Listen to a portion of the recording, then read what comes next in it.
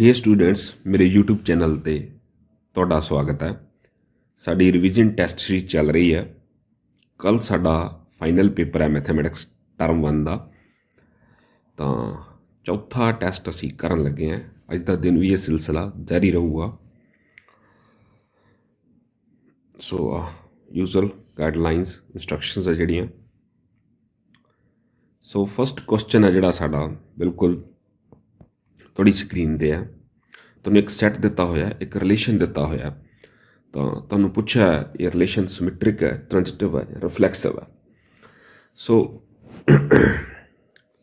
ਇਸ ਤਰ੍ਹਾਂ ਦੇ ਜਦੋਂ ਕੁਐਸਚਨ ਹੁੰਦੇ ਆ ਹੈ ਨਾ, ਸੋ ਸਾਨੂੰ ਫਸਟ ਕੁਐਸਚਨ ਜੇ ਮੈਂ ਕਰਾਂ ਤਾਂ ਇਹ ਸਾਨੂੰ ਦਿੱਤਾ ਹੋਇਆ ABCD 4 ਐਲੀਮੈਂਟ ਦਿੱਤੇ ਹੋਇਆ। Of course R is relation on A. R ਦੇ ਵਿੱਚ ਕੀ ਦਿੱਤਾ ਹੋਇਆ ABBCCDD। ਸੋ ਇੱਕ ਨਾ ਇਹਨੂੰ ਨਾ ਸਕੇਅਰ ਮੈਟ੍ਰਿਕਸ ਬਣਾ ਲਈ ਦੀ ਹੁੰਦੀ ਹੈ। ਇੱਕ ਸੌਖਾ ਢੰਗ ਦੱਸਦਾ ਤੁਹਾਨੂੰ। ਆ 4 ਬਣ ਗਏ ਹੈ ਨਾ, ABCD। ਹੁਣ ਐਲੀਮੈਂਟ ਦੇਖੋ ਕਿਹੜੇ ਕਿਹੜੇ, ਉੱਥੇ ਮੈਂ ਟਿਕ ਲਗਾ ਦੂੰਗਾ ਕਿਸੇ ਡਿਫਰੈਂਟ ਕਲਰ, ਅੱਛਾ ਬਲੂ ਨਾਲ ਲਗਾ ਦਿੰਦੇ। ਸੋ ਇਹ ਹੈ ਉਹਦੇ 'ਚ। ਫਿਰ ਕੌਣ ਕੌਣ ਹੈ BBCC ਅਤੇ DD।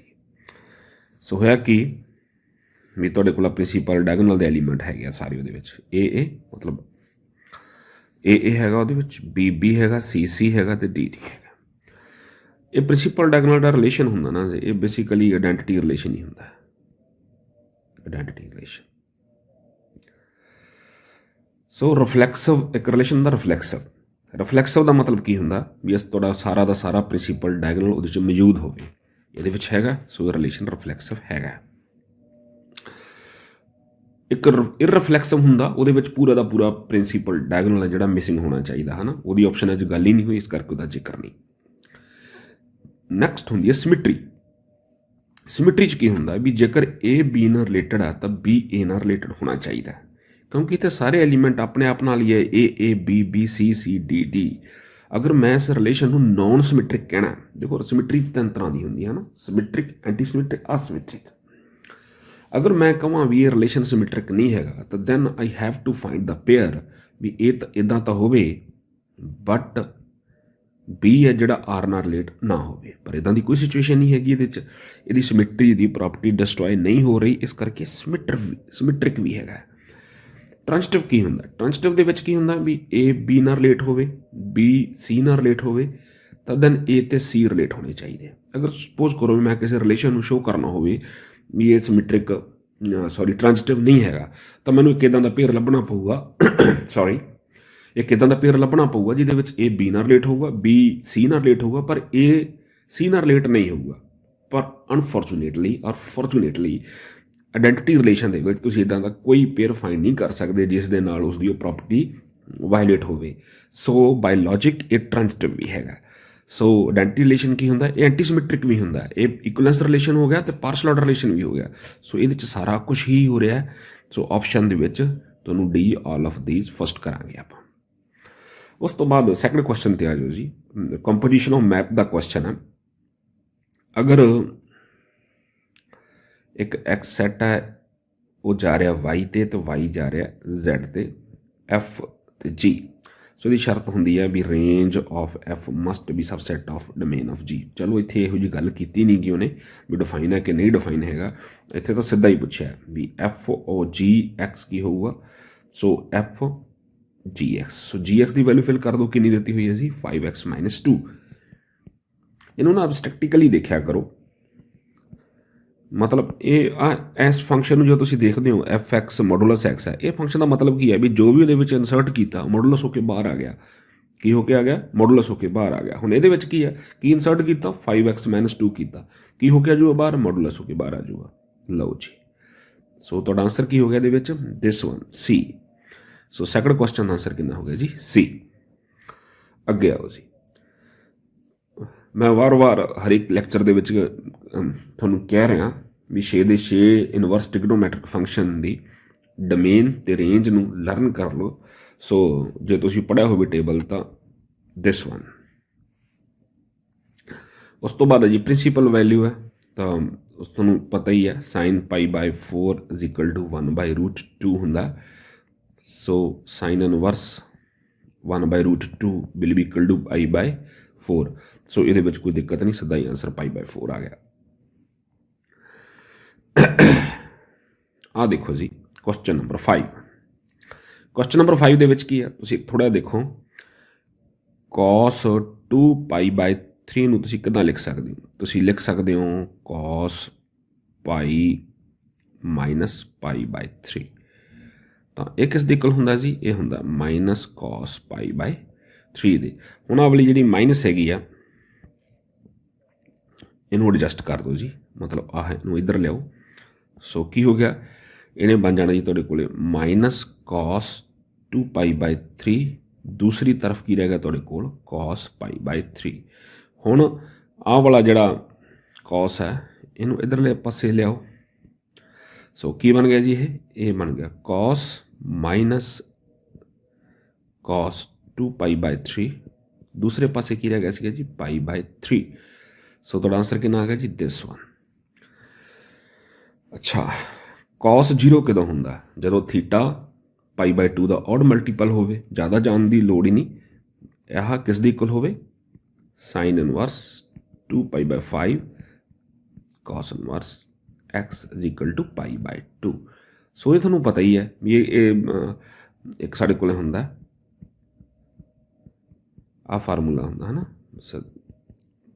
ਪ੍ਰੂਵ ਕੀਤਾ ਜਾ ਸਕਦਾ, ਕੀਤਾ ਹੋਇਆ। ਸੋ ਦੇਖੋ ਜੀ, ਫਿਰ ਉਹਨੂੰ ਸਟੈਟਿਕਲੀ ਦੇਖਣਾ ਵੀ ਸਾइन ਇਨਵਰਸ x ਅਤੇ ਆਹ ਐਂਗਲ ਸੇਮ ਹੋਣਾ ਚਾਹੀਦਾ। ਜੋ ਇੱਥੇ ਐਂਗਲ ਆ ਉਹੀ ਇੱਥੇ ਹੋਣਾ ਚਾਹੀਦਾ, ਫਿਰ ਇਹ π/2 ਹੁੰਦਾ। ਹੁਣ ਇੱਥੇ ਕਿੰਨਾ ਸੀਗਾ? 2/5। ਤਾਂ ਇੱਥੇ ਕੀ ਹੈ? x। ਇਹਦਾ ਮਤਲਬ x ਦੀ ਵੈਲਿਊ ਕਿੰਨੀ ਹੋਊਗੀ? 2/5। ਸੋ B is your correct answer. ਲਓ ਜੀ ਨੈਕਸਟ ਕੁਐਸਚਨ 'ਤੇ ਆ ਜਾਓ।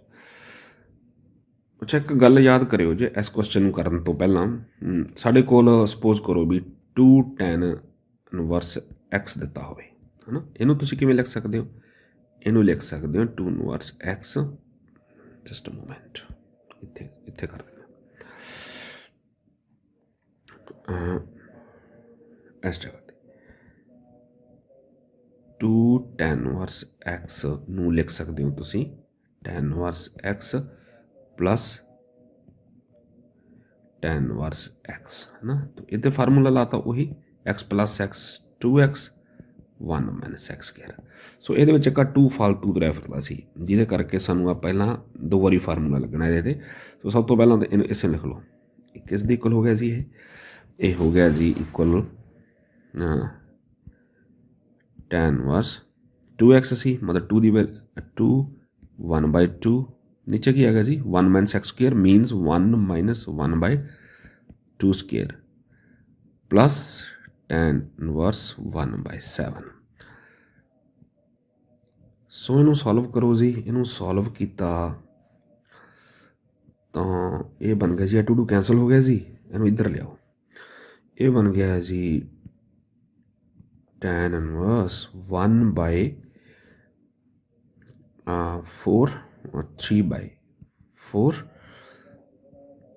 Plus tan inverse 1/7। सो ये बन गया जी tan inverse 4/3 plus tan inverse 1/7। Okay, हम फिर वही x प्लस वाई वाला फार्मूला ला दो जी। tan inverse 4/3 plus 1/7, 1 minus 4/3 1/7, LCM लाओ जी। ये बन गया जी 28 प्लस 3 21 कट देंगे आप जी 21 - 4। सो ये कितना हो गया जी? ये हो गया जी tan इनवर्स 28 ते 3 31, मतलब 31 divided by 17। So your answer is this one.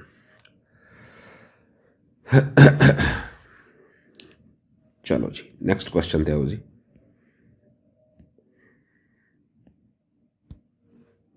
हुण जदों इदां दी सिचुएशन हुंदी है ना 1 प्लस एक्स स्क्वायर डेरिवेटिव भी क्वेश्चन आ जाता है, तो तुसीं देखो सारिਆਂ ਦੇ ਵਿੱਚ फर्क आ 1/2 1/3 1/4। ਤਾਂ ਤੁਸੀਂ ਇਹਦੇ ਵਿੱਚ ਇਹੋ ਜਿਹੇ ਕੁਐਸਚਨਾਂ ਦੇ ਵਿੱਚ x ਨੂੰ ਤੁਸੀਂ x ਨੂੰ टैन थीटा फिल कर दो। ਇਹਦਾ मतलब है भी थीटा किस ਦੇ इक्वल हो गया, थीटा हो गया ਤੁਹਾਡੇ ਕੋਲ टैन इनवर्स एक्स। जो तुम फिल किया इतने बेटा की बन गया ये बन गया जी 1 plus tan square theta square root -1 divided by tan theta.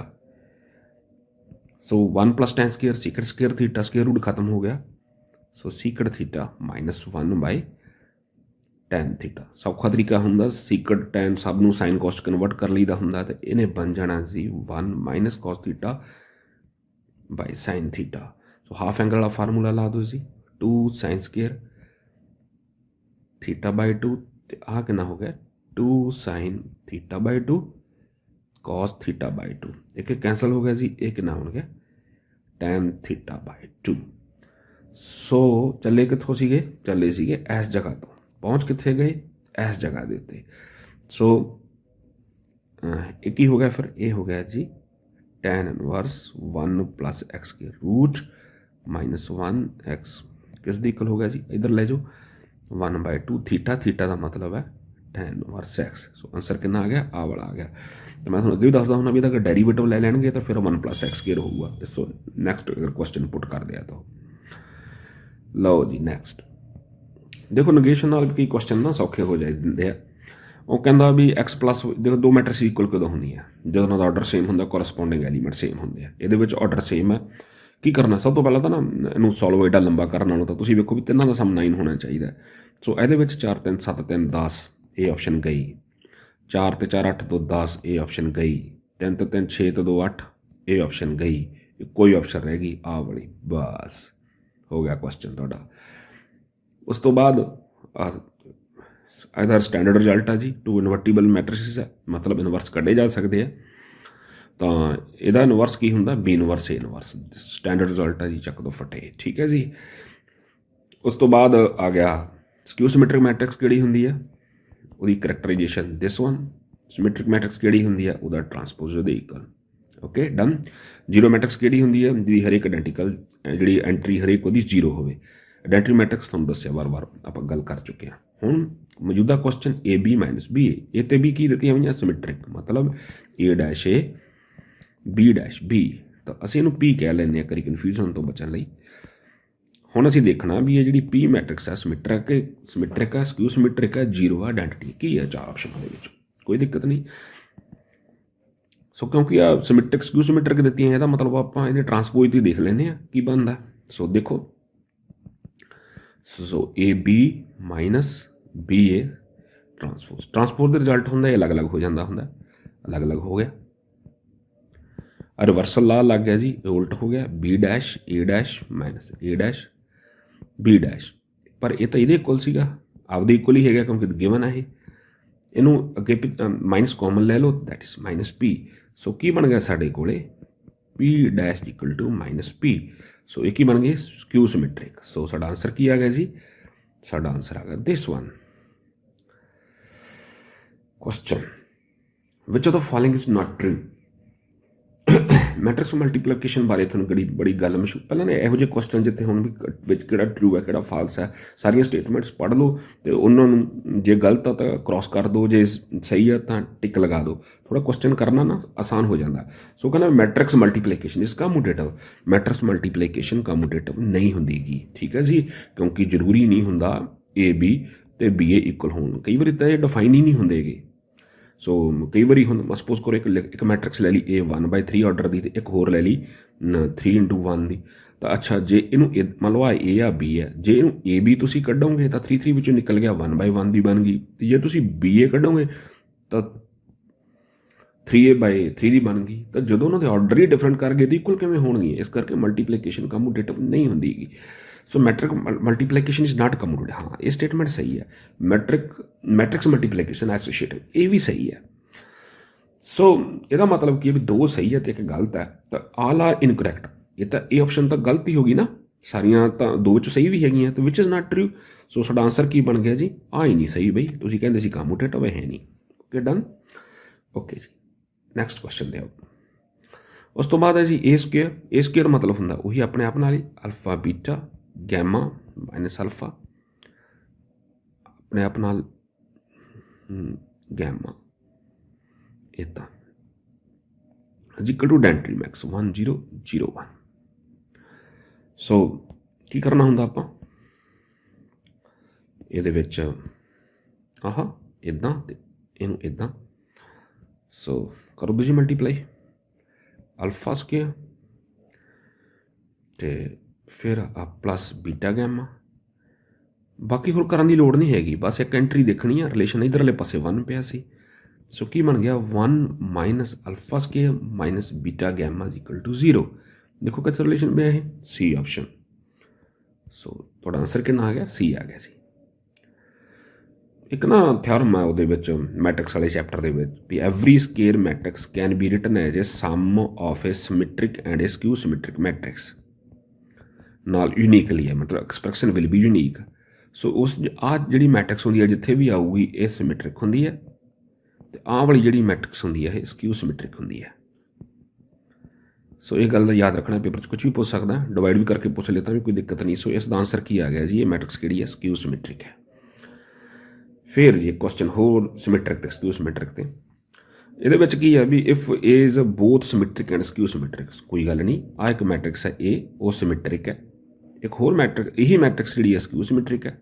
ਦੋਨੇ ਪ੍ਰੋਪਰਟੀਜ਼ ਆ ਗਈਆਂ, ਜਿਵੇਂ ਉਹ ਇੱਕ +1 'ਚ ਕਰਦੇ ਹੁੰਦੀ ਸੀ ਵੀ ਇੱਕ ਸੀਕੁਐਂਸ ਹੈ ਜੀ ਉਹ AP ਵੀ ਹੈ ਅਤੇ GP ਵੀ ਹੈ, ਤਾਂ ਉਵੇਂ ਇੱਕ ਕੋਈ ਮੈਟ੍ਰਿਕਸ ਆ ਉਹ ਸਿਮੈਟ੍ਰਿਕ ਵੀ ਹੈ ਅਤੇ ਸਕਿਊ ਸਿਮੈਟ੍ਰਿਕ ਵੀ ਹੈ। ਹੁਣ ਤੁਸੀਂ ਕੀ ਕਰੋ, ਇਹਨਾਂ ਦੋਵਾਂ ਨੂੰ ਐਡ ਕਰ ਦਿਓ। ਐਡ ਕਰਨ ਰੁਕੋ ਇੱਕ ਮਿੰਟ, ਐਡ ਇਹਨੂੰ ਨਾ ਥੋੜ੍ਹਾ ਸਿੰਬਲ ਐਡਜਸਟ ਕਰ ਲਓ। A is equal to A dash ਅਤੇ A is equal to minus A dash. ਹੁਣ ਜਿਹੜੇ ਆਹ ਵਾਲੇ ਹੈਗੇ ਇਹਨਾਂ ਨੂੰ ਐਡ ਕਰ ਦਿਓ। ਜੋ ਤੁਸੀਂ ਐਡ ਕੀਤਾ ਤਾਂ ਇਹ ਬਣ ਗਿਆ A ਪਲੱਸ A ਅਤੇ ਦੂਸਰੇ ਪਾਸੇ ਕੀ ਹੋਊਗਾ A dash minus A dash. ਆਹ ਟੂ ਸੇਮ ਮੈਟ੍ਰਿਕਸ ਦੇ ਵਿੱਚੋਂ ਸੇਮ ਮੈਟ੍ਰਿਕਸ ਚਲੀ ਜਾਵੇ ਤਾਂ 0 ਮੈਟ੍ਰਿਕਸ ਬਣ ਜਾਂਦੀ ਹੈ। ਤਾਂ 2 ਤਾਂ 0 ਨਹੀਂ ਹੁੰਦਾ ਗਾ, ਸੋ ਇਹ ਕੀ ਹੋ ਗਿਆ 0 ਮੈਟ੍ਰਿਕਸ। ਸੋ ਆਹ ਕੁਐਸਚਨ ਇੰਪੋਰਟੈਂਟ ਹੈ ਜੀ। ਇੱਕ ਸਕਿਊ ਸਿਮੈਟ੍ਰਿਕ ਮੈਟ੍ਰਿਕਸ ਦੀ ਹੋਰ ਗੱਲ ਕਿਹੜੀ ਖਾਸ ਗੱਲ ਹੁੰਦੀ ਹੈ, ਜਿਹੜੀਆਂ ਜਿਹੜੀਆਂ ਡਾਇਗਨਲ ਐਂਟਰੀਜ਼ ਹੁੰਦੀਆਂ ਉਹ 0 ਹੁੰਦੀਆਂ। ਠੀਕ ਹੈ ਜੀ, ਕੰਟੀਨਿਊਟੀ ਦੇ ਕੁਐਸਚਨ ਸ਼ੁਰੂ ਹੋ ਗਏ ਸੀ। ਸੋ ਆਹ ਕੁਐਸਚਨ ਆਪਾਂ ਬੜੀ ਵਾਰੀ ਕੀਤਾ ਵੀ ਅਗਰ ਤੁਹਾਨੂੰ ਕੋਈ ਲਿਮਿਟ ਦਿੱਤੀ ਹੋਵੇ, ਯਾਦ ਰੱਖੋ limit x approaches to 0 sine alpha x over beta x, ਅਤੇ ਇਹਦਾ ਆਂਸਰ ਹੁੰਦਾ ਅਲਫਾ ਬਾਈ ਬੀਟਾ।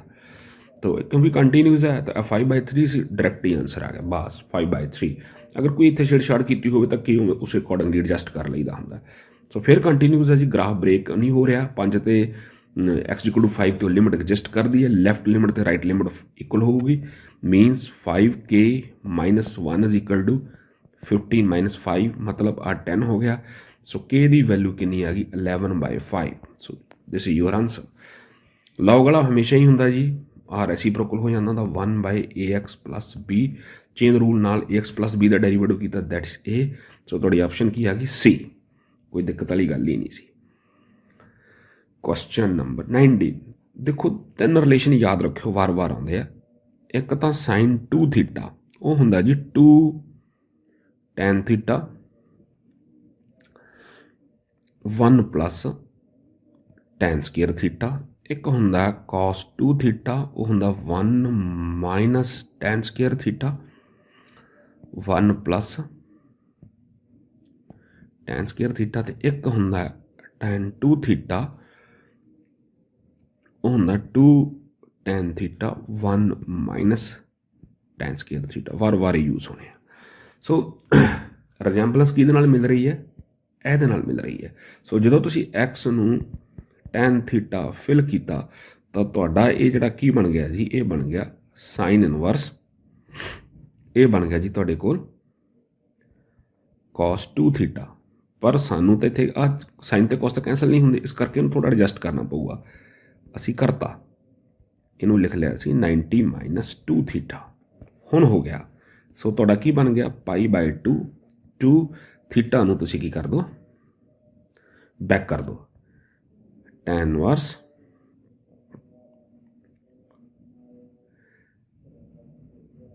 x हो गया है ना जी।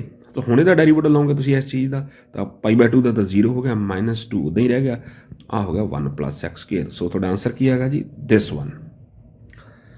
आ वार वार जिक्र किया जी ax का डेरीवेटिव कितना हुंदा, आह ਇਹਦਾ जरूर याद कर लियो जी। x का डेरीवेटिव कितना हुंदा सीगा, ये x 1 plus log x। Okay जी। Variable raise to power variable, जो भी इदां दी सिचुएशन बनूगी तो दैन तुसी की करना है, दोनों पासे log लेना, log y raise to power x log x raise to power y। So mn का फार्मूला लग गया जी, x log y is equal to y log x। then differentiate with respect to x, इनू x they with respect to differentiate करता। So this is log का कितना हो गया 1/y, तो y का कितना हो गया अगों dv/dx। log y x का डेरीवेटिव कितना आ गया 1, छड़ दो। दूसरे पासे की आ गया y log x का डेरीवेटिव कितना आ गया, फिर log x बाहर, तो y का डेरीवेटिव कितना आ गया dv/dx। सो तुसी कॉमन कढ़ लो dv/dx, तो वो की बन गया जी x/y माइनस log x इत्थे कितना हो गया dv/dx, तो दूसरी तरफ की हो गया जी y/x माइनस log y। सो dv/dx किस दे इक्वल हो गया जी, ये हो गया जी आ सीगा तुहाडे कोले y minus x log y divided by x into y x minus y log x। So आ तो कॉमन हो गया जी, तो ऑप्शनों के देखो उपर की होना चाहिए y minus x log y, तो उपर नाल एक y होना चाहिए। सो फस्ट ऑप्शन ही साड़ी आ ट्रू हो गई सी, बाकी सारिया भुलेखे पाने वास्ते। रोल थ्योरम मैं पिछले लैक्चर भी गल दसी सी, जो उन्हें रोल थ्योरम का क्वेश्चन ही चारे ऑप्शनों कोई नंबर देते, यदा मतलब तुम थ्रैटिकल क्वेश्चन नहीं कर रहे भी स्टैप वाइज तुम मार्क्स मिलने। यदा मतलब एक गल तो श्योर ही है भी रोल थ्योरम तिन्न कंडीशन सैटिस्फाई हो रही हैं, है ना। एंड पॉइंट तो वैल्यू सेम है, फंक्शन डिफरेंशिएबल है, ओपन इंटरवल ते क्लोज ते कंटीन्यूस है। तो यदा मतलब की है भी f'(c) है जोड़ा वो 0 है, मतलब 2c माइनस 2 इक्वल टू 0 है। c की वैल्यू कितनी आ गई जी, इतने प्लस सी है, c माइनस 1 आ गई है ना। सो 2c प्लस 2c, सो इतना आंसर कितना आ गया -1 आ गया सी। क्वेश्चन नंबर 23 डबल डेरीवेटिव नाल रिलेटेड क्वेश्चन आ गया जी। इदां दा क्वेश्चन जो आता है ना थोड़ा ध्यान नाल करने वाले होंगे।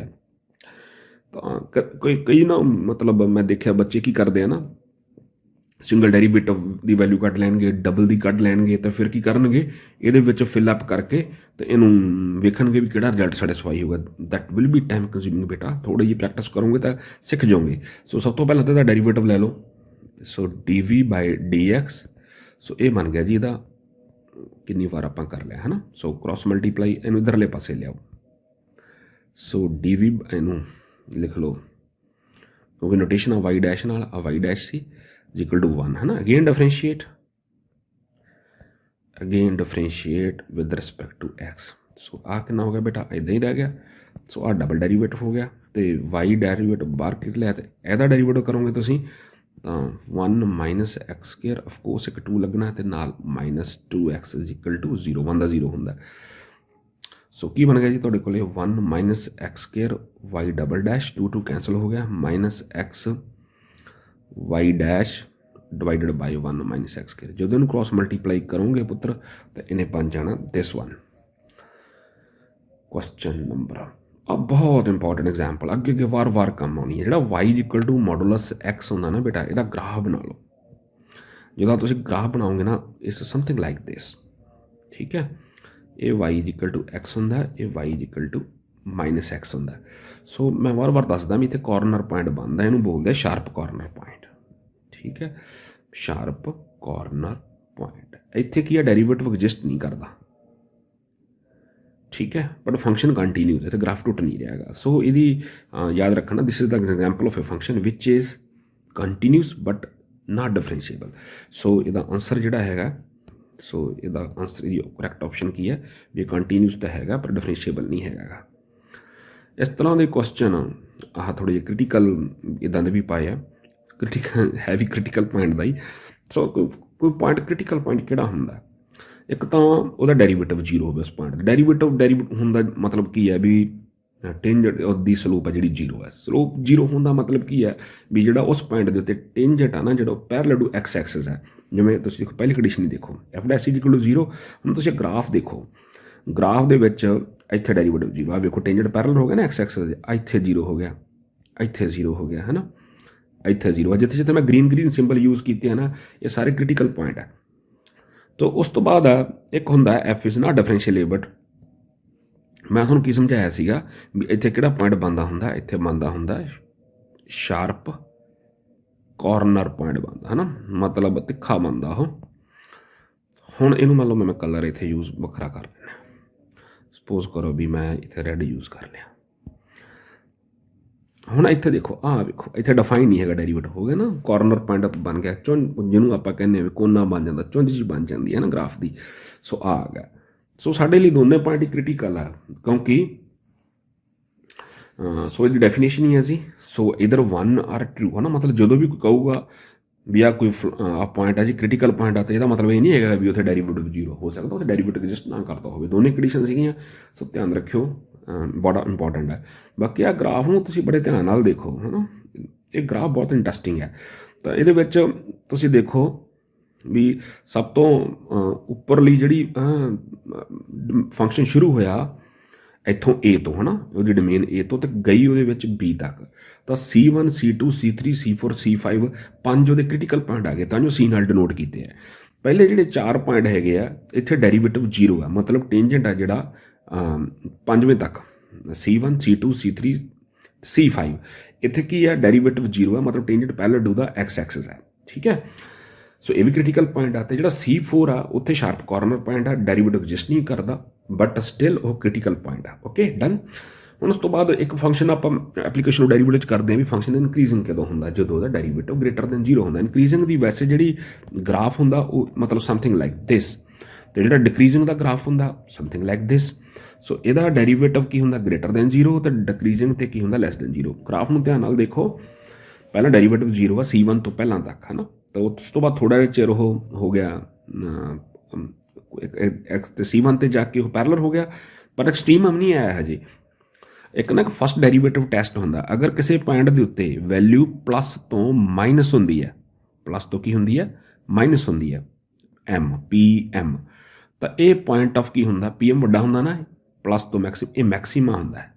ਤੇ ਜੇ ਮਾਈਨਸ ਤੋਂ ਪਲੱਸ ਹੁੰਦੀ ਹੈ, ਜਦੋਂ ਆਪਾਂ ਕਿਸੇ ਪੁਆਇੰਟ ਤੋਂ ਦੀ ਗੁਜ਼ਰਦੇ ਹਾਂ, ਮਾਈਨਸ ਤੋਂ ਪਲੱਸ ਹੋ ਗਈ, ਮਤਲਬ MP ਛੋਟਾ ਹੁੰਦਾ ਨਾ PM ਨਾਲੋਂ, ਤਾਂ ਇੱਥੇ ਕਿੰਨਾ ਹੁੰਦਾ ਮਿਨੀਮਮ। ਹੁਣ ਤੁਸੀਂ ਧਿਆਨ ਦਿਓ C1 ਦੇ ਉੱਤੇ ਕੀ ਹੋਇਆ, ਪਹਿਲਾਂ ਤਾਂ ਹੁੰਦਾ ਵੀ ਦੇਖੋ ਸਭ ਤੋਂ ਉੱਪਰਲੀ ਚੋਟੀ ਤੇ ਸਭ ਤੋਂ ਬਾਟਮ ਵਾਲਾ ਗਰਾਊਂਡ ਹੈ ਨਾ, ਜਿਹੜਾ ਸਭ ਤੋਂ ਨੀਚੇ ਉਹ ਐਬਸੋਲੂਟ ਮਿਨੀਮਮ, ਜਿਹੜਾ ਸਭ ਤੋਂ ਉੱਪਰ ਆ ਉਹ ਐਬਸੋਲੂਟ ਮੈਕਸੀਮਮ ਹੈ। ਤਾਂ ਐਟ ਪੁਆਇੰਟ A ਤੇ ਸਭ ਤੋਂ ਥੱਲੇ ਸੀਗਾ, ਇਸ ਕਰਕੇ ਐਬਸੋਲੂਟ ਮਿਨੀਮਮ ਹੈ। ਤੇ ਜੇ C4 ਤੇ ਦੇਖੋਗੇ ਸਭ ਤੋਂ ਉੱਚੀ ਚੋਟੀ ਪਹਾੜੀ ਦੀ ਉਹੀ ਸੀਗੀ, ਤੋਂ ਐਬਸੋਲੂਟ ਮੈਕਸੀਮਮ। ਡਨ। ਹੁਣ C1 ਤੇ ਦੇਖੋ, ਹੁਣ ਉੱਥੇ ਸਾਨੂੰ ਕੀ ਪੁੱਛੇ, ਦੱਸੋ ਜੀ ਉੱਥੇ ਮੈਕਸੀਮਮ ਆਇਆ ਕਿ ਮਿਨੀਮਮ ਆਇਆ। ਤਾਂ ਫਸਟ ਡੈਰੀਵੇਟਿਵ ਟੈਸਟ ਬੜਾ ਸਿੰਪਲ ਹੈ। ਤੁਸੀਂ ਦੇਖੋ ਵੀ ਉਸ ਤੋਂ ਪਹਿਲਾਂ C1 ਤੋਂ ਪਹਿਲਾਂ ਤੁਹਾਡਾ ਫੰਕਸ਼ਨ ਇਨਕਰੀਜ਼ਿੰਗ ਸੀ, ਸੋ ਉਹਦਾ ਤੁਹਾਡਾ ਫਸਟ ਡੈਰੀਵੇਟਿਵ ਟੈਸਟ ਸੀ ਪਲੱਸ ਸੀ, ਤੇ C1 ਤੋਂ ਬਾਅਦ ਫਿਰ ਇਨਕਰੀਜ਼ਿੰਗ ਹੈ, ਫਿਰ ਪਲੱਸ ਹੈ। ਇਹਦਾ ਮਤਲਬ ਉਹਨੇ ਆਪਦੀ ਵੈਲਿਊ ਨਹੀਂ ਚੇਂਜ ਕੀਤੀ, ਅਫਕੋਰਸ 0 ਹੋਇਆ ਪਰ ਫਿਰ ਉਵੇਂ ਹੀ ਰਿਹਾ। ਤਾਂ ਇਹਦਾ ਮਤਲਬ ਨਾ ਉੱਥੇ ਮੈਕਸੀਮਮ ਆ ਨਾ ਉੱਥੇ ਮਿਨੀਮਮ, ਉੱਥੇ ਤਾਂ ਉੱਥੇ ਲਿਖਿਆ ਹੋਇਆ ਨੋ ਐਕਸਟ੍ਰੀਮਮ। ਹੁਣ come to the C2 point. ਹੁਣ ਜਦੋਂ ਤੁਸੀਂ ਇਹਦੇ ਤੇ ਆ ਗਏ ਹੈ ਨਾ, ਮੈਂ ਹੁਣ ਕਲਰ ਯੂਜ਼ ਡਿਫਰੈਂਟ ਕਰੂੰਗਾ, ਮੈਂ ਬਲੂ ਕਰ ਲੈਂਦਾ। ਚਲੋ ਹੁਣ C2 ਪੁਆਇੰਟ ਤੇ ਆ ਜਾ, ਇੱਥੇ ਆਓ। C2 ਨੂੰ ਜੋ ਧਿਆਨ 'ਚ ਰੱਖਿਆ, ਫਸਟ ਡੈਰੀਵੇਟਿਵ ਉਹਦਾ ਕੀ ਸੀਗਾ ਪਲੱਸ ਸੀ ਹੈ ਨਾ, ਪਲੱਸ ਮਤਲਬ P, ਤੇ ਉਸ ਤੋਂ ਬਾਅਦ ਇਸ ਪੁਆਇੰਟ ਤੋਂ ਬਾਅਦ ਕੀ ਹੋ ਗਿਆ ਮਾਈਨਸ ਹੋ ਗਿਆ PM, ਮਤਲਬ PM ਤੇ ਕੀ ਹੁੰਦਾ ਮੈਕਸੀਮਮ। ਆ ਵੇਖੋ ਫਿਰ ਉਹਨੇ ਆਪਦਾ ਨੇਚਰ ਬਦਲਿਆ, ਤਾਂ ਪਹਾੜੀ ਦੀ ਚੋਟੀ ਬਣ ਗਈ, ਉੱਥੇ ਨੇ ਆਪਦੀ ਇੱਕ ਲੋਕਲ ਮੈਕਸੀਮਮ ਵੈਲਿਊ ਲੈ ਲਈ ਹੈ ਨਾ, ਫਿਰ ਥੱਲੇ ਆਈ ਗਿਆ। ਹੁਣ C3 ਤੇ ਆ ਜਾਓ, C3 ਤੋਂ ਹੁਣ ਕੀ ਸੀ ਮਾਈਨਸ ਸੀ, ਤਾਂ ਫਿਰ ਇਨਕਰੀਜ਼ਿੰਗ ਹੋ ਗਿਆ ਪਲੱਸ ਹੋ ਗਿਆ, ਫਿਰ MP ਤੇ ਕੀ ਹੋ ਗਿਆ ਫਿਰ ਮਿਨੀਮਮ। ਆ ਦੇਖੋ ਇੱਦਾਂ ਬਣ ਗਿਆ ਹੈ ਨਾ। ਸੋ ਸਾਰਾ ਐਪਲੀਕੇਸ਼ਨ ਆਫ ਡੈਰੀਵੇਟਿਵ ਨਾਲ ਸੰਬੰਧਿਤ ਜਿੰਨੀਆਂ ਮੇਜਰ ਗੱਲਾਂ ਅਸੀਂ ਕਰਦੇ ਹਾਂ, ਤਾਂ ਉਹ ਸਾਰੇ ਦੇ ਸਾਰੇ ਇਹਦੇ ਵਿੱਚ ਕਵਰ ਕਰ ਗਏ ਹੈ ਨਾ।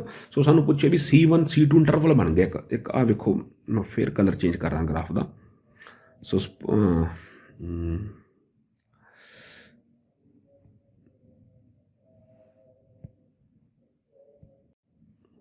ਸੋ ਆਹ ਵੇਖੋ, ਜੇ ਮੰਨ ਲਓ ਮੈਨੂੰ ਕੋਈ ਪੁੱਛੇ ਦੱਸੋ ਵੀ ਫੰਕਸ਼ਨ ਦਾ ਨੇਚਰ C1 C2 'ਚ ਕੀ ਸੀਗਾ, ਤਾਂ ਡੈਰੀਵੇਟਿਵ ਪੋਜ਼ਿਟਿਵ ਸੀ, ਮੈਂ ਕਹੂੰਗਾ ਬਈ ਇਨਕਰੀਜ਼ਿੰਗ ਸੀਗਾ।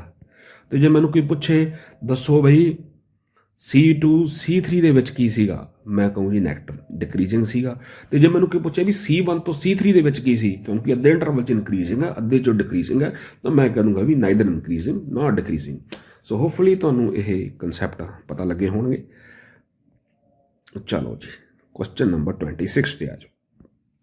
ਸੋ ਹੁਣ ਉਹਨੇ ਪੁੱਛਿਆ ਉਹੀ ਇੰਟਰਵਲ ਕੱਢਿਆ, ਇਨਕਰੀਜ਼ਿੰਗ ਹੈ ਡਿਕਰੀਜ਼ਿੰਗ ਹੈ, ਬੋਥ ਇਨਕਰੀਜ਼ਿੰਗ ਡਿਕਰੀਜ਼ਿੰਗ ਹੈ ਜਾਂ ਨਾਈਦਰ ਇਨਕਰੀਜ਼ਿੰਗ ਡਿਕਰੀਜ਼ਿੰਗ ਹੈ, ਕੋਈ ਚੱਕਰ ਨਹੀਂ। ਆਪਾਂ ਸਭ ਤੋਂ ਪਹਿਲਾਂ ਇਹਦਾ ਡੈਰੀਵੇਟਿਵ ਦੇਖਦੇ ਹਾਂ। ਸੋ ਇਹਦਾ ਡੈਰੀਵੇਟਿਵ ਜਦੋਂ ਦੇਖਿਆ ਤਾਂ ਉਹ ਬਣ ਗਿਆ ਜੀ ਆਪਣੇ ਕੋਲ 3x² ਮਾਈਨਸ 6x ਪਲੱਸ 4। ਸੋ 3x² ਮਾਈਨਸ 6x 3 ਕਾਮਨ ਕੱਢਣ ਵਾਸਤੇ ਹੁਣ ਮੈਂ 3 + 1 ਲਿਖ ਲੈਣਾ।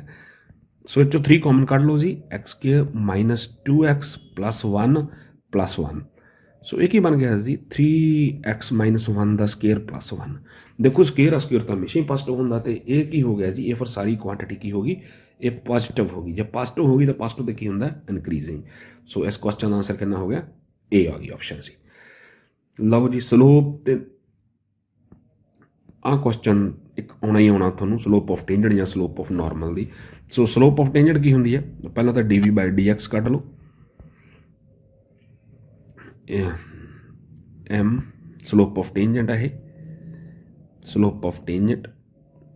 ਡੈਰੀਵੇਟਿਵ ਕਿੰਨਾ ਆ ਗਿਆ ਸੀਗਾ ਜੀ 3x² ਮਾਈਨਸ 2। ਆਂਸਰ ਵੈਲਿਊ ਜਦੋਂ m ਦੇਵਾਂਗੇ ਨਾ, ਬੇਸਿਕਲੀ ਆ ਵੈਲਿਊ ਨਾਲ x ਦੀ ਵੈਲਿਊ ਕਰਨੀ ਪੈਣੀ ਆਪਾਂ ਨੂੰ, x = 2। ਸੋ 3 × 2² ਮਾਈਨਸ 2 ਤਾਂ ਸੋਰੀ 1 ਸੋਰੀ x ਆ ਉੱਥੇ, ਜਸਟ ਮੂਮੈਂਟ ਨੂੰ ਸੈੱਟ ਕਰ ਲੈਂਦਾ, ਇੱਥੇ x ਸੀ। ਸੋ ਇੱਥੇ x ਡੈਰੀਵੇਟਿਵ ਤੋਂ ਬਾਅਦ ਇਹ 1 ਹੋ ਗਿਆ ਜੀ -1। ਸੋ ਇੱਥੇ ਕਿੰਨਾ ਹੋਗਾ -1 12 ਅਤੇ 12 ਚ 11। ਸੋ ਸਲੋਪ ਆਫ ਟੇਂਜੈਂਟ ਕਿੰਨੀ ਆ ਗਈ ਦਿਸ 1। ਅਤੇ ਜੇ ਉਹਨੇ ਪੁੱਛਿਆ ਹੁੰਦਾ ਸਲੋਪ ਆਫ ਨਾਰਮਲ ਦੱਸੋ, ਸਲੋਪ ਆਫ ਨਾਰਮਲ ਕਿੰਨੀ ਸੀ -1/11। ਹੋ ਗਿਆ ਡਨ। ਲਓ ਜੀ ਆਹ ਕੁਐਸਚਨ ਫਿਰ ਆ ਗਿਆ, ਪਹਿਲਾਂ ਵੀ ਕੀਤਾ ਸੀ। ਆਹ 2 ਕਰਵ ਕਹਿੰਦੇ ਦੱਸੋ ਵੀ ਕਿਹੜੇ ਐਂਗਲ 'ਤੇ ਇੰਟਰਸੈਕਟ ਕਰਦੀਆਂ। ਜਦੋਂ ਕੋਈ ਵੀ ਬੇਟਾ 2 ਕਰਵਸ ਹੁੰਦੀਆਂ ਨਾ, ਇੱਦਾਂ ਐਕਸਪੋਜ਼ ਕਰੋ, ਆਹ ਇੰਟਰਸੈਕਟ ਕਰ ਰਹੀ ਹੈ, ਧਿਆਨ ਨਾਲ ਦੇਖੋ। ਤੁਸੀਂ ਕੀ ਕਰਨਾ ਹੁੰਦਾ, ਇੱਥੇ ਆ ਜਿਹੜਾ ਪੁਆਇੰਟ ਆਫ ਇੰਟਰਸੈਕਸ਼ਨ ਆ ਨਾ, ਇਸ ਜਗ੍ਹਾ ਦੇ ਉੱਤੇ 2 ਟੇਂਜੈਂਟ ਲੈਣੇ ਹੁੰਦੇ ਆ। ਦੇਖੋ ਕਾਮਨ ਹੋਊਗਾ ਨਾ ਟੇਂਜੈਂਟ, ਇਹ ਇੱਕ ਪੁਆਇੰਟ 'ਤੇ ਆਉਣਗੇ। ਸੋ ਮੰਨ ਲਓ ਵੀ ਮੈਂ ਕਹਿਤਾ ਵੀ ਆਹ ਪੁਆਇੰਟ ਜਿਹੜਾ ਕਾਮਨ ਸੀ ਇੱਥੇ ਆਹ ਵਾਲਾ, ਅਤੇ ਇੱਥੇ ਐਂਗਲ ਜਿਹੜਾ ਬਣਦਾ that is the angle between two, ਹੈ ਨਾ। ਸੋ ਆਪਾਂ ਕੀ ਕਰਾਂਗੇ, ਇੱਕ ਤਾਂ ਕਾਮਨ ਪੁਆਇੰਟ ਨੂੰ ਸਪੋਜ਼ ਮੰਨ ਲੈਂਦੇ ਹਾਂ ਵੀ α β। ਸੋ ਇਹਨੂੰ ਇੱਕ ਦੀ m1 ਸਲੋਪ ਕਹਿ ਦਿੰਦੇ ਹਾਂ। ਮੰਨ ਲਓ ਇਹਦੀ ਸਲੋਪ m1 ਹੈ ਅਤੇ ਇਹਦੀ ਸਲੋਪ ਕਿੰਨੀ ਹੋ ਗਈ ਟੇਂਜੈਂਟ ਦੀ m2 ਹੋ ਗਈ, ਹੈ ਨਾ। ਸੋ ਮੈਂ ਨਾ ਮੇਰੇ ਪਿਛਲੇ ਲੈਕਚਰਾਂ 'ਚ ਸੋਲਵ ਕੀਤਾ ਹੋਇਆ, ਤੁਸੀਂ ਦੇਖੋਗੇ, ਜਸਟ ਮੂਮੈਂਟ। ਹਾਂਜੀ ਬੇਟਾ, ਤੁਸੀਂ ਨਾ ਇਹਦੀ ਮਤਲਬ ਇਹ ਪਹਿਲੀ ਕਰਵ ਦੇ ਉੱਤੋਂ m1 ਕੱਢ ਲਿਓ ਜੀ dv/dx। ਤੁਹਾਡਾ ਹੋਮਵਰਕ ਹੈ, ਮੈਂ ਨਹੀਂ ਦੱਸਦਾ, α β 'ਤੇ। So then you will get α² minus β² by 2 α β। ਉਸ ਤੋਂ ਬਾਅਦ m2 ਕੱਢ ਲਿਓ ਜੀ ਉਸੇ ਸੇਮ ਪੁਆਇੰਟ 'ਤੇ dv/dx। ਇਹ m2 ਹੋਊਗਾ ਸੈਕੰਡ ਕਰਵ ਤੋਂ। So that will be -2 α β by α² minus β²। ਹੁਣ ਤੁਸੀਂ ਦੋਵਾਂ ਦੀ ਕਰ ਲਓ ਮਲਟੀਪਲਾਈਕੇਸ਼ਨ। ਇਹਨਾਂ ਦੋਵਾਂ ਦੀ ਮਲਟੀਪਲਾਈਕੇਸ਼ਨ ਕਰੋਗੇ ਤਾਂ m1 m2 will be equal to -1। ਅਗਰ 2 ਲਾਈਨਸ ਪਰਪੈਂਡੀਕੂਲਰ ਹੋਣ ਤਾਂ ਉਹਨਾਂ ਦੀ ਸਲੋਪ ਦੀ ਜਿਹੜੀ ਪ੍ਰੋਡਕਟ ਹੁੰਦੀ ਹੈ ਉਹ -1 ਹੁੰਦੀ ਹੈ। ਸੋ ਪਰਪੈਂਡੀਕੂਲਰ ਦਾ ਮਤਲਬ 90 ਡਿਗਰੀ ਦਾ ਐਂਗਲ ਆ ਗਿਆ। ਸੋ ਤੁਹਾਡਾ ਆਂਸਰ ਕਿੰਨਾ ਆ ਗਿਆ ਇਹਦੇ ਵਿੱਚ this one π/2। ਉਸ ਤੋਂ ਬਾਅਦ ਵੈਕਟਰ ਕੁਆਂਟਿਟੀ ਦਾ ਇੱਕ ਇੱਦਾਂ ਦਾ ਕੁਐਸਚਨ ਪੁੱਛ ਸਕਦਾ, ਕਿਉਂਕਿ ਤੁਹਾਡੇ ਵੈਕਟਰ ਤੋਂ ਸ਼ੁਰੂ ਹੁੰਦਾ ਵੀ 4 ਆਪਸ਼ਨਾਂ 'ਚ ਦੇ ਕੇ ਤੁਹਾਨੂੰ ਕਹੂਗਾ ਵੀ ਦੱਸੋ ਵੀ ਇਹਨਾਂ ਵਿੱਚੋਂ ਸਕੇਲਰ ਕੁਆਂਟਿਟੀ ਕਿਹੜੀ ਹੈ ਜਾਂ ਵੈਕਟਰ ਕੁਆਂਟਿਟੀ ਕਿਹੜੀ ਹੈ। ਸੋ ਜਿਵੇਂ ਇੱਥੇ ਕਿਹਾ ਵੀ which of the following is vector quantity. So ਮੈਂ ਤੁਹਾਨੂੰ ਦੱਸਦਾ ਵੀ ਇਹਨਾਂ 'ਚ ਵੈਕਟਰ ਕੁਆਂਟਿਟੀ ਕਿਹੜੀ ਹੈ, ਫੋਰਸ ਹੈਗੀ ਆ।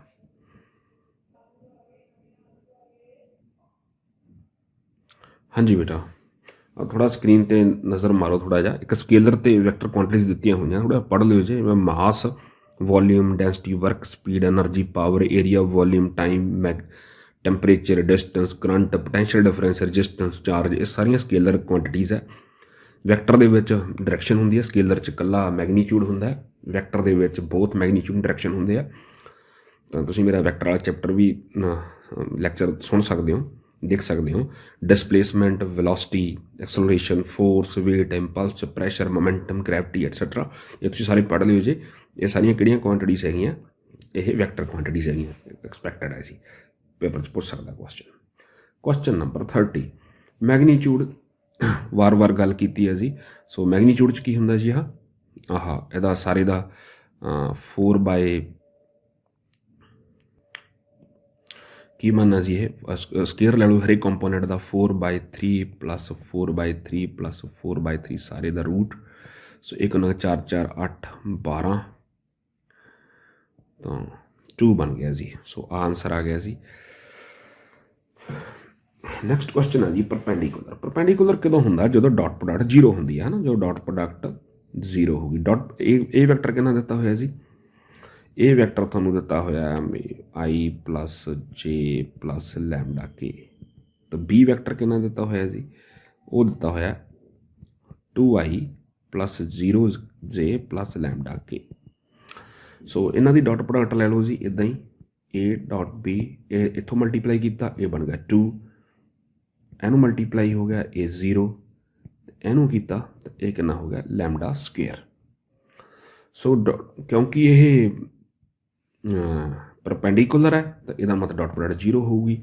डॉट प्रोडक्ट जीरो होगी तो यदा मतलब की है भी लैमडा स्केयर आ जोड़ा तुहाडे कोल +2 इक्वल टू 0 आ गया। तो इनू तो कोई लैमडा की रियल वैल्यू सैटिस्फाई नहीं कर रही है, क्योंकि दूसरे पासे लैके जावांगे तो कंपलैक्स बन जाऊगा। सो इसका आंसर की है नन ऑफ दीज आ गया जी। ठीक है जी। सो क्योंकि यह बनूगा ना लैमडा इक्वल टू -2 तो रियल वैल्यू ने सैटिस्फाई नहीं करना, कंपलैक्स आउणगियां। सो इस करके इसका आंसर की आ गया जी नन ऑफ दीज आ गया। जे हो सकता कि सिंबल सुंबल की गलती हुई हो तो फिर जे हुई होंगी फिर आंसर √2 आ जाना सी। पर आप आपदियां इफन बट आप आपके हिसाब नाल नहीं सोचना होंदा पेपर दे विच। तुसीं किसी क्वेश्चन सपोज करो भी रट्टा मार के चले गए या पिछे ऑप्शन कोई होर आंसर दिता हुआ तो पेपर टाइप करने वाले तो कोई गलती हो गई तो तुसीं उहनूं उत्थे ठीक करन ना बैठ जाओ भी जेकर आ मैनस इत्थे हुंदा तो आंसर आउणा सीगा। तो जेकर उन्होंने चो कोई ऑप्शन नहीं सही हो रही गी तो कोई चक्कर नहीं, उन्होंने छड्ड दो क्वेश्चन में, क्योंकि वो गलत है तो वो आपे एग्जामिनर ने ड्रॉप कर लेना, वह मार्क्स दे देना। तो जो वो ऑप्शन है नन ऑफ दीज आया, जिवें इस क्वेश्चन नन ऑफ दीज आ गया तो वो कोल गलती हो गई है तो हुई जाए गलती। साडे लई हुण इहदी जी करैक्ट ऑप्शन डी बन गई है ना कि बी बन गई है। ठीक है जी। मैनूं लगता है तो बी होनी चाहिए सी किते ना किते माइनस, पर ये मैनूं लगता ना मैं एग्जामिनर ने तो भी चैक करना ना जो इसका आंसर एग्जैक्ट बनूगा। सो इस तरह सोचना आप। उस तो बाद मैंने इतने थोड़ी जी जगह बनाने दिओ, आ बहुत इंपॉर्टेंट क्वेश्चन है। So let and b 2 unit vector theta be the angle between them. जो इनफॉर्मेशन वो लै लो। सब तो पहला तो उन्हें दिता भी जो ए यूनिट वैक्टर है, यूनिट वैक्टर किहड़े हुंदे आ जिन्हां दा मैगनीट्यूड 1 हुंदा है। सो होर उन्हें की दिता हुआ ए प्लस बी का जो मैगनीट्यूड वो यूनिट वैक्टर है मतलब 1 है। एक गल याद रखियो, अगर किसी भी वैक्टर मॉडुलस का स्केयर वो डॉट प्रोडक्ट के इक्वल होंदा है ना। सो अपनी अपनी कहानी सारी इत्थों चलनी है हुण, क्योंकि ये की पॉइंट है जो इत्थे दिता होया है ना। इसका स्केयर कर लो, तुसीं इहदा स्केयर कर लिया तो 1 हो गया। सो रिजल्ट की हो गया जी ए ते आ हो गया जी तुहाडे कोले 1 हो गया। सो इसकी डॉट प्रोडक्ट खोल लो जी, इसकी A dot A plus A dot B, क्योंकि डॉट प्रोडक्ट कम्यूटेटिव होंगी है इस करके उन्होंने तुसीं ए डॉट बी इदा भी लिख सकते हो, तो plus B dot B equal to 1। हुण तुसीं ध्यान दिओ आ बन गया 1 तो आ बन गया, इनू फिर अगों फार्मूला ला दो जी A B cos theta plus 1 equal to 1। आ 1 कैंसल हो गया तो आ भी 1 सी, आ भी 1 सी रड जो किया मैं। सो अल्टीमेटली तुहाडे कोल की बन गया कॉस थीटा इक्वल टू -1/2। तो -1/2 कितने होंगे जी, वो होंगे 2π/3 ते। सो तुहाडा आंसर कितना बन गया जी दिस वन। लैग्रांज आइडेंटिटी का क्वेश्चन आ गया जी, ये उन्होंने सैंपल च भी पाया सी मैनूं लगदा। सो पहला भी आप सॉल्व किया पर फिर एक बार सॉल्व कर लें। मैं तुहानूं दस दिना भी ए डॉट बी किस दी इक्वल होंदा है, वो होंदा है एज मैगनीट्यूड बीज मैगनीट्यूड कॉस थीटा। सो ए क्रॉस बी की होंदा, वो होंदा एज मैगनीट्यूड बीज magnitude sine theta and unit vector होंदा है। बट जो मैं इसका मैगनीट्यूड ले लूँगा इदा करके तो वो खत्म हो जाऊगा, तुहाडे कोले आ हो जाऊगा है ना। कॉल इट नंबर 1 तो कॉल इट नंबर 2, दोनों की स्केयरिंग एडिंग कर दो, squaring and adding. Sine square theta cos square theta 1 होंदा। सो साडे कोल की बन गया जी ए डॉट बी स्केयर, ये बन गया जी A B minus A cross B square ਹੈ ਨਾ ਜੀ। ਹੁਣ ਵੈਲਿਊ ਫਿਲ ਕਰ ਦਿਓ। ਹੁਣ ਅਸੀਂ ਪਹੁੰਚ ਚੁੱਕੇ ਹਾਂ ਇੱਥੇ। ਇਹ ਬਣ ਗਿਆ ਜੀ 8 × 3 ਸਕੁਏਅਰ ਮਾਈਨਸ 12 ਸਕੁਏਅਰ। ਸੋ 24 12 ਦੂਣਾ 24, 12 ਦਾ ਸਕੁਏਅਰ ਬਾਹਰ ਕੱਢ ਲਓ। So 2 square minus 1। So square root ਲੈ ਲਓ ਜੀ। a dot b 12 √3। So your answer is this one. So ਤੁਹਾਡਾ ਆਂਸਰ ਕੀ ਆ ਗਿਆ ਜੀ? ਇਹ 'ਚ C ਆ ਗਿਆ ਜੀ। ਉਸ ਤੋਂ ਬਾਅਦ ਆ ਵਾਰ ਕੁਐਸਚਨ ਕੀਤਾ ਜੀ A ਯੂਨੀਅਨ B ਕੀਤਾ ਸੀ ਆਪਾਂ ਪਿਛਲੇ ਲੈਕਚਰ 'ਚ ਵੀ। 3.2 ਆ, ਇੰਡੀਪੈਂਡੈਂਟ ਹੁੰਦੇ ਆ, ਦੋਵਾਂ ਦੀਆਂ ਮਲਟੀਪਲੀਕੇਸ਼ਨ ਹੁੰਦੀ ਆ 3/25 ਹੈ ਸੀ। ਇਹ 'ਚ ਕੋਈ ਦਿੱਕਤ ਵਾਲੀ ਗੱਲ ਨਹੀਂ ਸੀ। In single throw of 2 dice what is the probability of turning a total of 9? Total of 9 ਦਾ ਮਤਲਬ ਵੀ 2 ਡਾਈ ਸਿੱਟੀ ਹੈ ਨਾ, ਉਹਨਾਂ ਦੇ ਨੀਚੇ ਜਦੋਂ ਡਿੱਗ ਪਈਆਂ ਤਾਂ ਉਹਨਾਂ ਦੇ ਉੱਤੇ ਕੋਈ ਸਮ ਆਉਣਾ ਸੀ ਨਾ, 1 ਤੋਂ 6 1 ਤੋਂ 6 ਤੋਂ 9 ਸਮ ਕਿਦੋਂ ਬਣਨਾ? ਸਮ ਟੋਟਲ 9 ਕਿਦੋਂ ਬਣੂਗਾ? ਜਦੋਂ ਕਿਹੜੇ ਪੇਅਰ ਬਣਨਗੇ? 6 3 ਬਣ ਸਕਦਾ, 3 6 ਬਣ ਸਕਦਾ, 4 5 ਬਣ ਸਕਦਾ, 5 4 ਬਣ ਸਕਦਾ। ਕੀ ਇਹ ਤੋਂ ਬਿਨਾਂ ਕੁਛ ਹੋਰ ਬਣ ਸਕਦਾ? ਨਹੀਂ ਬਣ ਸਕਦਾ। ਸੋ ਟੋਟਲ ਕਿੰਨੇ ਕੇਸ ਹੋ ਗਏ? ਇਹ 4। ਤੇ ਸੀਗੇ ਕਿੰਨੇ ਟੋਟਲ ਸੈਂਪਲ ਸਪੇਸ 'ਚ? 36। ਆਂਸਰ ਕਿੰਨਾ ਹੋ ਗਿਆ? 1/9 ਹੋ ਗਿਆ ਜੀ। ਕੋਈ ਦਿੱਕਤ ਵਾਲੀ ਗੱਲ ਨਹੀਂ ਹੈਗੀ। ਲਓ ਜੀ, light x be a discrete random variable with the probability distribution is defined as follows। ਸੋ ਸਭ ਤੋਂ ਪਹਿਲਾਂ ਨਾ ਜਿਹੜੇ ਇਹੋ ਜਿਹੇ ਕੁਐਸਚਨਾਂ ਦੇ ਵਿੱਚ ਇੱਕ ਟੇਬਲ ਕੰਸਟਰਕਟ ਕਰ ਲਈਦਾ ਹੁੰਦਾ। ਇੱਦਾਂ ਕਰਕੇ ਕਿੰਨੀਆਂ ਵੈਲਿਊ ਦਿੱਤੀਆਂ ਹੋਈਆਂ ਜੀ? 1 ਤੋਂ ਲੈ ਕੇ 7 ਦਿੱਤੀਆਂ ਹੋਈਆਂ। ਸੋ 1 2 3 4 5 6। ਸੋ ਇੱਥੇ x ਪ੍ਰੋਬੇਬਿਲਿਟੀ ਆਫ 1 2 3 4 5 6, ਚਲੋ 7 ਹੋ ਗਿਆ। ਹੁਣ ਤੁਸੀਂ ਕੀ ਕਰੋ, ਇਹ 'ਚ ਨਾ ਬੇਟਾ ਵੈਲਿਊਜ਼ ਫਿਲ ਕਰੋ। ਜਿਵੇਂ ਹੁਣ 1 ਫਿਲ ਕੀਤਾ, ਇੱਥੇ ਫਿਲ ਕਰਨੀ, ਇੱਥੇ ਧਿਆਨ ਦੇ ਇਸ ਜਗ੍ਹਾ ਦੇ ਉੱਤੇ 1 ਫਿਲ ਕਰੋਗੇ ਤਾਂ ਕੀ ਬਣ ਜੂਗਾ? ਇਹ ਬਣ ਜੂਗਾ 2K ਹੈ ਨਾ। ਅਤੇ ਜੇ ਤੁਸੀਂ 2 ਫਿਲ ਕਰੋਗੇ ਤਾਂ ਇਹ ਬਣ ਜਾਣਾ 3K, ਅਤੇ 3 ਕਰੋਗੇ ਤਾਂ 4K, ਫਿਰ 5K। ਫਿਰ ਹੁਣ ਦੂਸਰੇ ਪਾਸੇ ਚੱਲ ਪਓ। ਹੁਣ 5 ਤੋਂ ਵੈਲਿਊ ਬਦਲ ਗਈ ਇਹਦੀ। 5 ਕਿਲੋ ਕਰੋਗੇ ਤਾਂ 10K, 6 ਫਲੋਗੇ ਤਾਂ 6 ਤੋਂ ਨਹੀਂ 12K, ਅਤੇ ਆਹ ਕਰੋਗੇ ਤਾਂ 7 7 ਨਹੀਂ 14K। ਸਾਨੂੰ ਪਤਾ ਹੈ ਡਿਸਟਰੀਬਿਊਸ਼ਨ ਫੰਕਸ਼ਨ ਦੇ ਵਿੱਚ ਕੀ ਹੁੰਦਾ ਵੀ ਇਹਨਾਂ ਸਭ ਦਾ ਜਿਹੜਾ ਸਮ ਹੁੰਦਾ ਨਾ ਉਹ ਕੀ ਹੋਣਾ ਚਾਹੀਦਾ ਹੁੰਦਾ? 1 ਹੋਣਾ ਚਾਹੀਦਾ ਹੁੰਦਾ। ਸੋ ਸਾਰਿਆਂ ਨੂੰ ਐਡ ਕਰ ਲਓ। 2 ਤੇ 3 5 ਤੇ 4 9 ਤੇ 5 14, 14 ਤੇ 10 24, 24 ਤੇ 12 36 ਤੇ 14 50 ਹੈ ਨਾ। 2 + 3 5, 5 + 4 9, 5 14 24 36 50। ਓਕੇ, ਸੋ 50K = 1। ਸੋ K ਦੀ ਵੈਲਿਊ ਤਾਂ ਆ ਗਈ ਜੀ ਤੁਹਾਡੇ ਕੋਲੇ 1/50। ਪਰ ਸਾਡਾ ਸਵਾਲ ਇਹ ਨਹੀਂ ਸੀਗਾ K ਦੀ ਵੈਲਿਊ ਕਿੰਨੀ ਹੈ। ਤੇ ਪਰ ਵੈਸੇ ਇਹਦਾ ਕੁਐਸਚਨ ਵੀ ਆ ਜਾਂਦਾ ਵੀ K ਦੀ ਵੈਲਿਊ ਕਿੰਨੀ ਹੈ। ਸਾਨੂੰ ਪੁੱਛੀ ਹੈ ਉਹਨੇ ਆਹ ਮੀਨ ਵੈਲਿਊ, ਐਕਸਪੈਕਟਡ ਵੈਲਿਊ ਜਿਹੜੀ ਹੁੰਦੀ ਹੈ। ਸੋ ਉਹਦਾ ਫਾਰਮੂਲਾ ਕੀ ਹੁੰਦਾ? ਜੇ ਤੁਹਾਨੂੰ ਯਾਦ ਹੋਵੇ ਤਾਂ ਆਪਾਂ ਕੀ ਕਰਦੇ ਹੁੰਦੇ ਹਾਂ, ਵੈਸੇ ਮੈਂ ਸਾਈਡ 'ਤੇ ਲਿਖ ਦਿੰਦਾ ਇੱਕ ਵਾਰੀ ਸ਼ਾਰਟਕਟ ਜੇ ਕਰਕੇ। ਵੀ ਸਪੋਜ਼ ਕਰੋ ਵੀ ਇੱਦਾਂ ਦਾ ਤੁਹਾਨੂੰ ਦਿੱਤਾ ਹੋਵੇ, ਇੱਥੇ x ਹੋਣ, ਇੱਥੇ ਪ੍ਰੋਬੈਬਿਲਟੀਜ਼ ਹੋਣ। ਸਪੋਜ਼ ਕਰੋ ਵੀ ਇਹ x1 ਹੈ, ਇੱਥੇ ਪ੍ਰੋਬੈਬਿਲਟੀ P1 ਹੈ, ਇੱਥੇ x2 ਹੈ, ਇੱਥੇ P2 ਹੈ, ਚੱਲੀ ਗਏ ਸੋ ਔਨ xn ਅਤੇ Pn। ਇੱਕ ਤਾਂ ਤੁਹਾਡੇ ਕੋਲ ਇਹ ਰਿਜ਼ਲਟ ਹੁੰਦਾ ਵੀ PI ਸਮੇਸ਼ਨ PI ਇਹਨਾਂ ਦਾ ਸਮ 1 ਹੁੰਦਾ, ਅਤੇ ਜਿਹੜੀ ਐਕਸਪੈਕਟਡ ਵੈਲਿਊ ਹੁੰਦੀ ਹੈ ਉਹ EX ਕਿਹਦੇ ਇਕੁਅਲ ਹੁੰਦੀ ਹੈ? ਉਹ ਹੁੰਦੀ ਹੈ ਇਹਨਾਂ ਨੂੰ ਮਲਟੀਪਲਾਈ ਕਰਨਾ ਹੁੰਦਾ ਹੈ। x1 P1 ਸਮੇਸ਼ਨ ਲੈ ਲਓ II ਜਿੰਨੇ ਵੀ ਹੋਣ ਹੈ ਨਾ। ਹੁਣ ਇਸੇ ਚੱਕਰ 'ਤੇ ਚੱਲਦੇ ਹਾਂ। ਆਪਾਂ ਕੀ ਕਰਾਂਗੇ? ਆਪਾਂ ਇੱਦਾਂ ਕਰਦੇ ਹਾਂ, ਇਹਨੂੰ ਕਰੋ ਮਲਟੀਪਲਾਈ ਕਰੀ, ਆਹ ਇਹਨਾਂ ਨੂੰ ਐਂ ਕਰੋ ਜਿਵੇਂ ਮੈਂ ਦੱਸਿਆ ਤੁਹਾਨੂੰ, ਇਹਨਾਂ ਨੂੰ ਸਾਰਿਆਂ ਨੂੰ ਐਡ ਕਰੋ। ਸੋ ਕੀ ਬਣ ਗਿਆ ਜੀ? EX ਇਹ ਹੋ ਗਿਆ ਜੀ 2K 6K 12K 20K 50K 72K 98K। Pair ਦੇ ਵਿੱਚ ਨਾ ਐਡ ਕਰ ਲਈਦਾ ਹੁੰਦਾ। ਪੇਅਰ 'ਚ ਕਿਵੇਂ ਐਡ ਕਰਦੇ ਹਾਂ ਆਪਾਂ? ਪੇਅਰ 'ਚ ਐਡ ਕਰਦੇ ਹਾਂ, ਦੇਖੋ 98 ਤੇ 200। ਓਕੇ, ਉਸ ਤੋਂ ਬਾਅਦ ਆਹ 32 ਤੇ 6 38 ਤੇ 38 ਤੇ 72, ਇਹ ਕਿੰਨਾ 110 ਅਤੇ 100 ਆ ਪਹਿਲਾਂ ਸੀ 210, ਤਾਂ ਇਹ ਕਿੰਨਾ ਹੋਗਾ ਤੁਹਾਡੇ ਕੋਲ ਸਮ ਇਹ 260K। ਹੁਣ ਆ K ਦੀ ਜਿਹੜੀ ਵੈਲਿਊ ਸੀਗੀ ਆ ਬੈਕ ਕਰ ਦਿਓ। K ਦੀ ਵੈਲਿਊ ਕਿੰਨੀ ਸੀਗੀ? 1/50। ਸੋ 260/50 ਕੈਂਸਲ ਹੋ ਗਿਆ। 26 ਬੜਾ 5 5 5 25 5 5 into 5 25 5.2 लो जी 5.2 वेयर इज 5.2 दिस थोड़ा आंसर कितना आ गया 5.2 लो जी in a binomial distribution the mean is given by हमेशा ही मीन NP हुंदा याद रखियो दिस इज मीन वार वार पूछना this is variance theoretical question है जी this is multiplication rule of probability याद रखियो जी इंपॉर्टेंट है जी लो जी बिनोमियल डिस्ट्रीब्यूशन का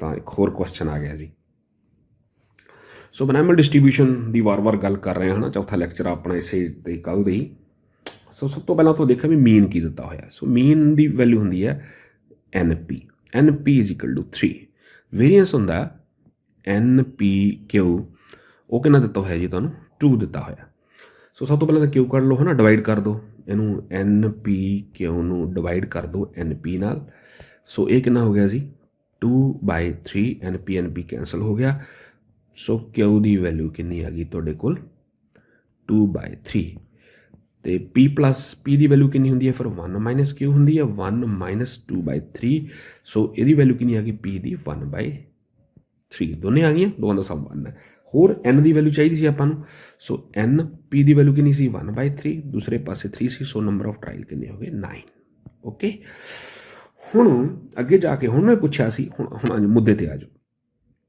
एक होर गल याद रखियो भी P इत्थे मैं कलर बदल के लिखता okay done binomial distribution P x equal to x किस दे इक्वल हुंदा वो हुंदा NCX Q N minus x P raise to power x आ याद रखियो इनू आप यूज़ करांगे सो टोटल इत्थे कितने आई सी 9 तो सानू पुछया की है 8 सो एज पर question P x equal to 8 will be equal to P x equal to 8 plus P x equal to 9 value fill कर दो 8 का मतलब की है 8 का मतलब है 9C 8 तो क्यू की वैल्यू कितनी सी अपने को वो सी जी 2/3 तो वो कितनी होगी 9 माइनस 8 तो P की वैल्यू कितनी सी 1/3 वो पावर कितनी होगी 8 होगी so plus 9C 9 2/3 9 minus 9 so 1/3 raise to power 9 okay done लो जी जगह कट गई अपने को चलो कोई ना आप इतने करते हैं छोटी जगह इतने आ जाओ कन्फ्यूज ना हो जाओ मैं पेन का रंग बदल देना ताकि तुम्हें पता लगे जी कितने पहुँच गई सो 9C 8 का मतलब होंगे 9 है ना कॉम्बीनेशन सो 2 होगा 2/3 आ वाला तो नाल कितना सी इंटू 1/3 रेज टू पावर 8 फिर अगे आ गया प्लस 9C 9 1 नहीं होंगे 2/3 रेज टू पावर 0 वो 1 हो गया तो नाल कितना होगा 1/3 रेज टू पावर 9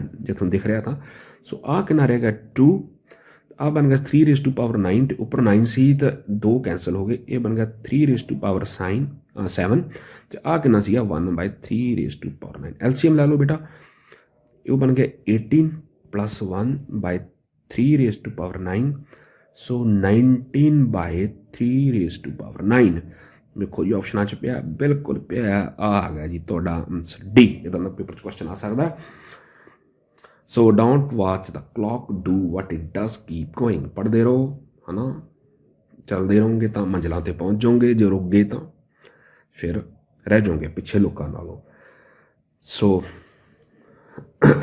इसी बेटा अपना 4th practice paper revision paper इस तो बाद फिर लैके हाजिर होना थोड़े टाइम बाद उन्ना चिर तुसीं इसनूं देखो अगर किसी भी टॉपिक के थोड़ा डाउट लगता है तो मैं टर्म 1 के सारे लैक्चर ऑलरेडी अपलोड कर चुके हैं तुसीं उतों देख के अपने कंसैप्ट क्लीयर कर सकते हो अगर फिर भी कोई दिक्कत हैगी है तो मैनूं तुसीं मैसेज कर सकते हो थैंक यू बेटा थैंक्स फॉर वाचिंग मिलते हैं फिर नैक्सट लैक्चर के।